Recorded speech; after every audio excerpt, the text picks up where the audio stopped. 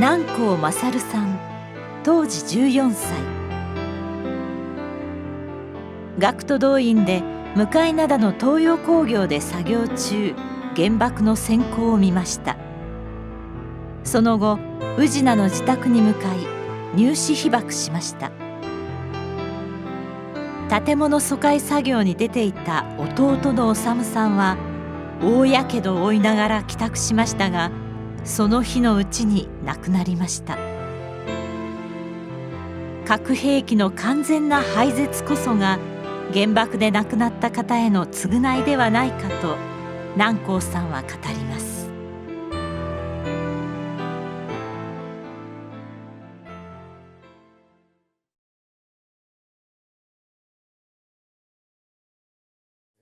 父は王将中でおりませんので、佐賀の電信隊へ入隊したということは覚えておるわけです。その後門司へ動いたということも聞いておりましたから、おそらく九州の方におったんじゃないかなと思うんですけれども、そういうことで父は王将城で不在でございます。兄は学徒動員で呉の海軍工廠へ行っておりましたので、家には母と私と弟の3人でございました。どちらかというと快活な方でございましてですね、床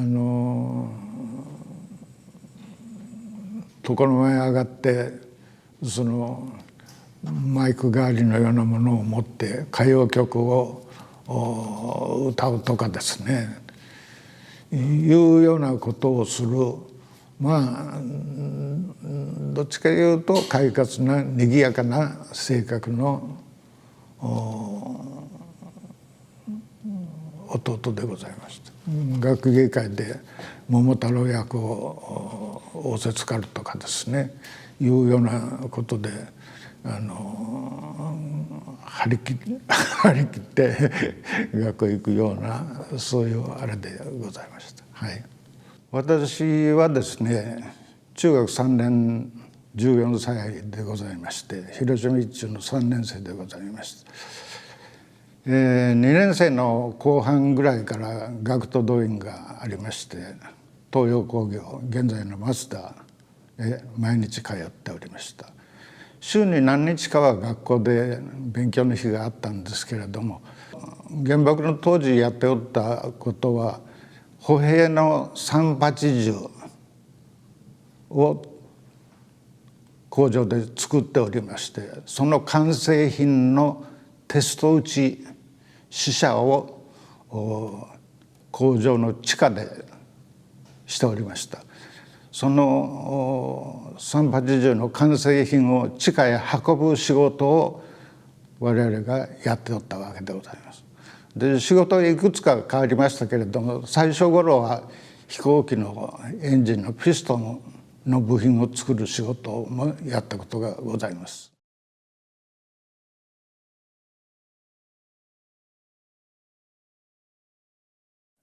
8時15分時点ではすでに工場の中におりましたから、私宇品に住んでおりましたから、宇品から広島駅へ出て汽車で東洋工業へ行くわけですから、家をかなり早い時間に出たんではないかと。何時頃というのは覚えておりませんが、8時15分に向灘の工場におったとすれば、かなり早い時間に宇品の家を出発したということになると思います。当日昭和20年の8月6日の8時15分にピカッと青い光がしまして、で先ほど申し上げましたように380を車に乗せて地下のテスト打ちのところへ運んでいく仕事をしておったわけですけれど、みんな工場に中が真っ暗になりましたから床へ伏せました。でしばらくそのままでおりましたんですが、だんだんに明るくなってきたので、みんな工場の外へ出て、集合ということになったわけでございます。特に工場がですね壊れたとかなんとかいうようなことはありませんでした。特に窓ガラスが壊れたとか、破壊されたとかいうようなことはなかったように思うんです。工場の中がだんだん明るくなって外へ出ようということで外へ出たということでございます。それで学校の生徒は家に帰れという先生の指示がそこで出たわけでございます。それで、同じ方向に帰る者5、6人の者が一緒になって東洋工業の門を出て大津街道を広島方向へずっと歩いたということでございます。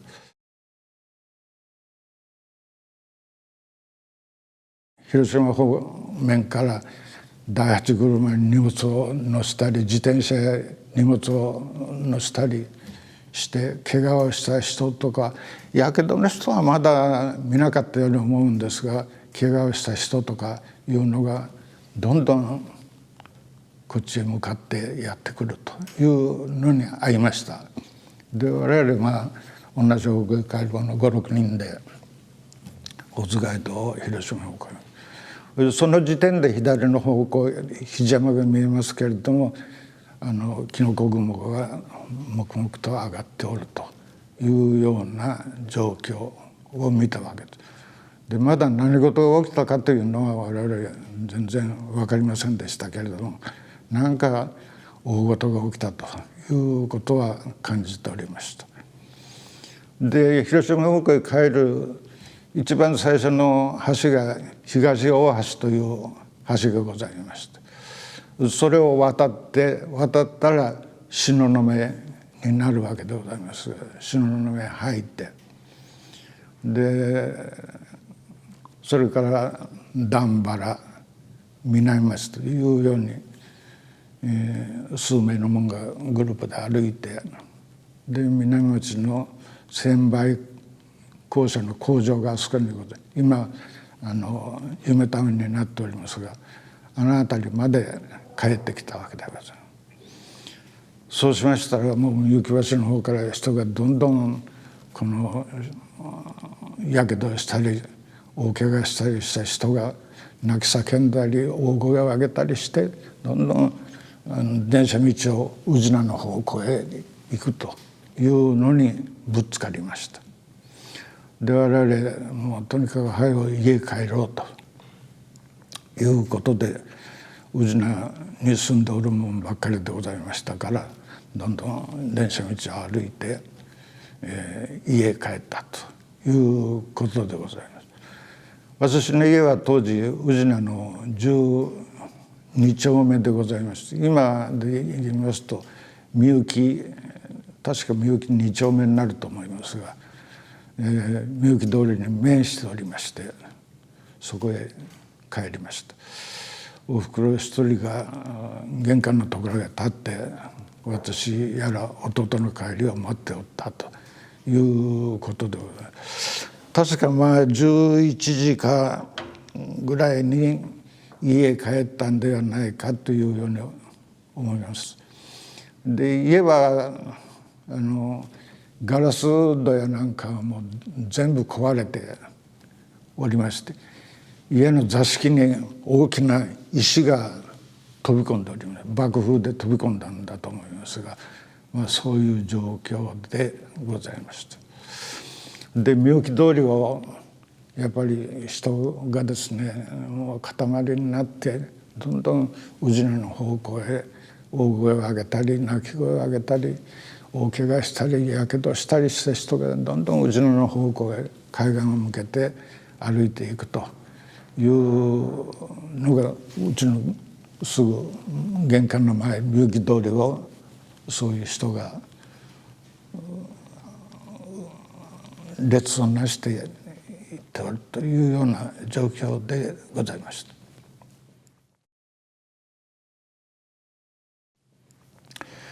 で私もそう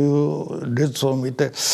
弟がどうなったかなと。弟はちょうど一中の1年生で当日市役所の裏付近へ建物疎開の作業で行くということで出かけておりましたから、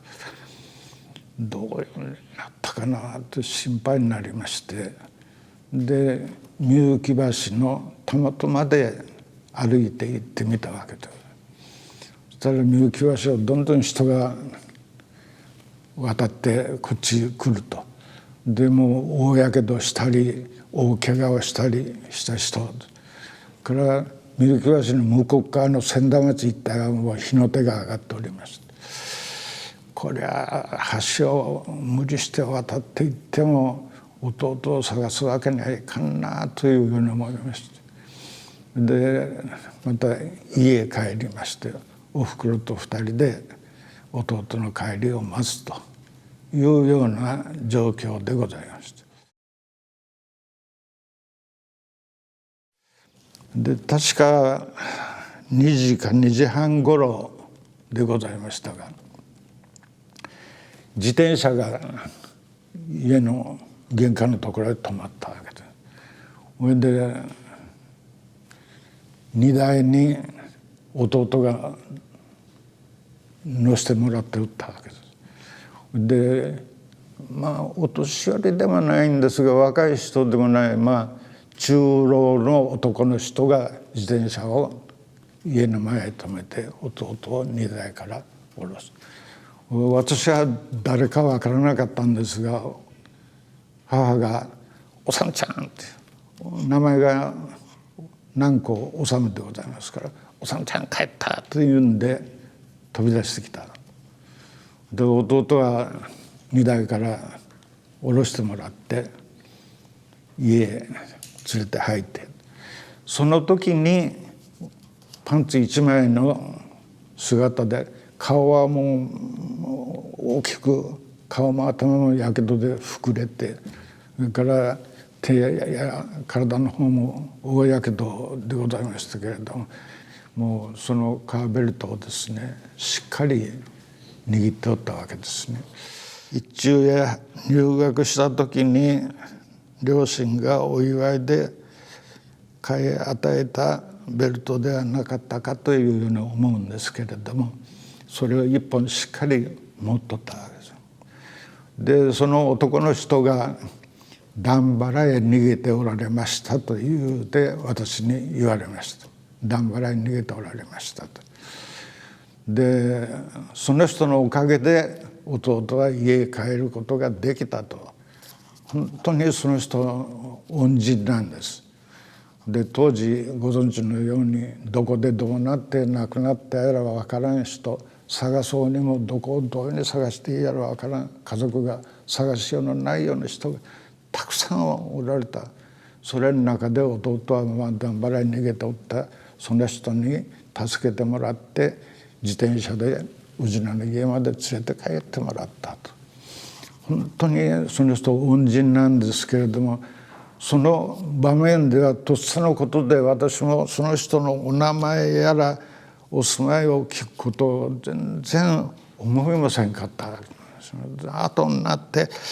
悪いことをしたな、これだけの恩人の方のお名前もところも全然知らずにというように、そういう思いがいつまでもあるわけです。現在でもあるんですけれどもどうしようもありませんが、その時点ではもう全くとっさのことでその人は段原へ逃げておられました言うて帰られました。そういうことで弟は家へ帰ったわけです。でもう本当施す術は全然ないわけなんですね。でやけどしたものに水を飲ましちゃいかんよというのが町内触れ渡っておったわけです。ですから水を欲しがりましたけれども水を飲ますわけにいかんということでガーゼに水を浸して唇を湿らせる程度、おふくろがそれをしたわけです。で近所の人が5、6人集まりましてね、戸板に乗せて宇品の暁部隊の陸軍病院へ連れて行ったらどうかという話も出て、近所の人が相談してくれたんですけれども、もうこれだけの状況の中で連れてっても見てもらうわけにはいかんだろうなと、そういうことでそれは取りやめになりまして、弟は家の座敷で横になっておったということでございます。で帰ってきたのが2時から2時半頃だったと思いますが、夕方薄暗くなりかけた頃に亡くなりました。で亡くなる前にですね、弟が手旗信号のような手の動かし方をしたわけです。横になったままでですね、物は言えませんが手旗信号のような手の動かし腕の動かし方をしたわけです。で私が後で考えますのに、手旗信号で最後の別れをしたんかなというように思ったわけです。で弟は当時小学校の5年生の頃からですね、海洋少年団というグループに入っておりまして、で日曜ごとに集まりがあって、そこで手旗信号とか、それからロープの結び方とかいうようなものを練習しておったという、そういうこともあったもんですから、手旗信号のような腕の動かし方じゃなかったかなというように思う、後になっての思いでございますが、そういうことがございました。から6日の夜遅くなりまして、兄が呉から歩いて帰ってきたということで帰ってきました。兄と私とで弟をずっと見守っておったということでございます。で弟が亡くなった後、母がそのカーベルトが弟の身代わりというように思いまして、そのカーベルトをですね、仏壇の引き出しにしまってですね、で弟の身代わりということで、朝晩お経をあげるというようなことを続けておったわけでございます。で確か平成16年だったと思いますが、資料館の方から遺品の提供のお話をいただきまして、でじゃあカーベルトをじっとうちでこのまま保存しておくというのもあれだからいうことでですね、おそらく母の年も90いくつじゃなかったかと思いますけれども、資料館の方へ提供させていただいて、皆さんにも見ていただくと、その方がいいんではないかということで提供させていただいたといういきさつがあるわけでございます。はい。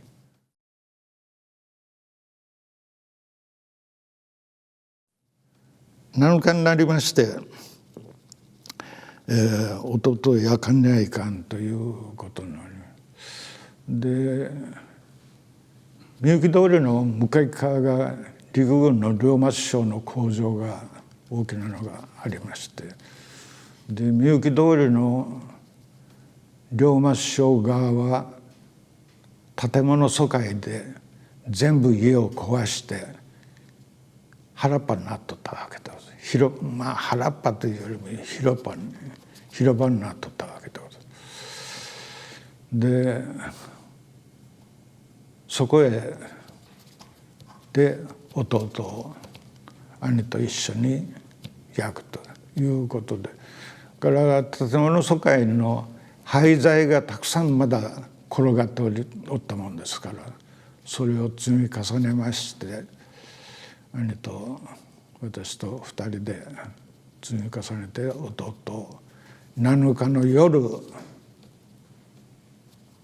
焼くということで、一晩かかって火の周りをしながら焼くというようなことで。おふくろもそばでじっと見ておりましたが、そういうことでございました。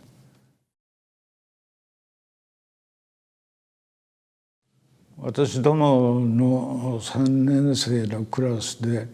半数のものは当日建物疎開へ回されたわけでございます。で半分のものが我々半分のものが東洋工業の工場におって、半分のものは市役所の裏あたりへの建物疎開で回されたわけです。でその人たちはもう本当ほとんど全滅、生き残った人も大やけど、今何人か元気で生き残っている人おりますが、大やけどでございます。でほとんどの人は亡くなりました。で我々生き残った同級生が集まったり顔を合わせたりすると、みんなが話すことは我々よう生き延びてきたなと、亡くなった同級生たちのおかげで我々は今日まで生かしてもらったという話になるわけでございます。